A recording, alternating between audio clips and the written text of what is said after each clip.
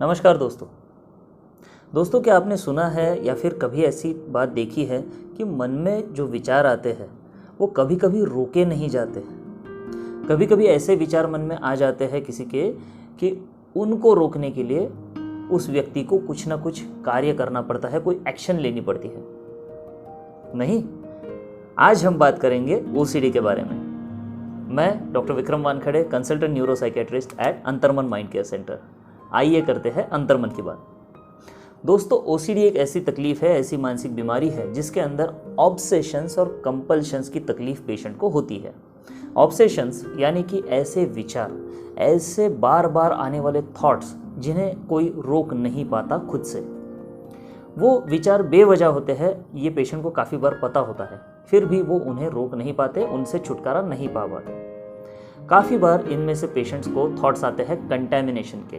उन्हें ऐसा लगता है कि चाहे कितनी ही बार हाथ धो ले, नहा ले या फिर साफ़ सफाई कर ले, फिर भी उनके आसपास का एरिया जो है या फिर उनकी बॉडी, उनका शरीर, उनके हाथ गंदे हो रहे हैं, उनके कपड़े गंदे हो रहे हैं।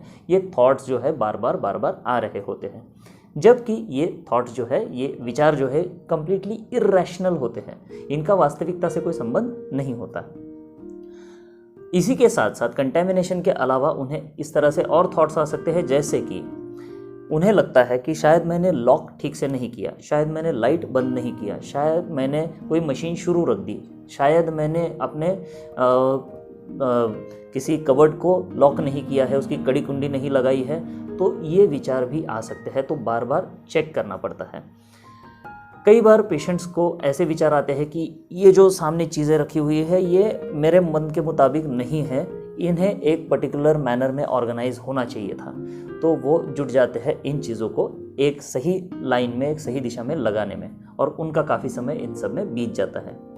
उसी के साथ साथ काफ़ी बार काउंटिंग की भी ओसीडी होती है। ऐसे ऑब्सेसिव थॉट्स उनके मन में आते हैं, जैसे कि फॉर एग्जांपल अगर कोई व्यक्ति पैसे गिन रहा है, भले ही 5 या 10 ही नोट गिन रहा हो, और जो कि बहुत ही सिंपल टास्क है, फिर भी उन पैसों को 10 बार गिनने के बावजूद उनके मन में सेटिस्फैक्शन नहीं होता कि ये मैंने बराबर गिने हैं या नहीं।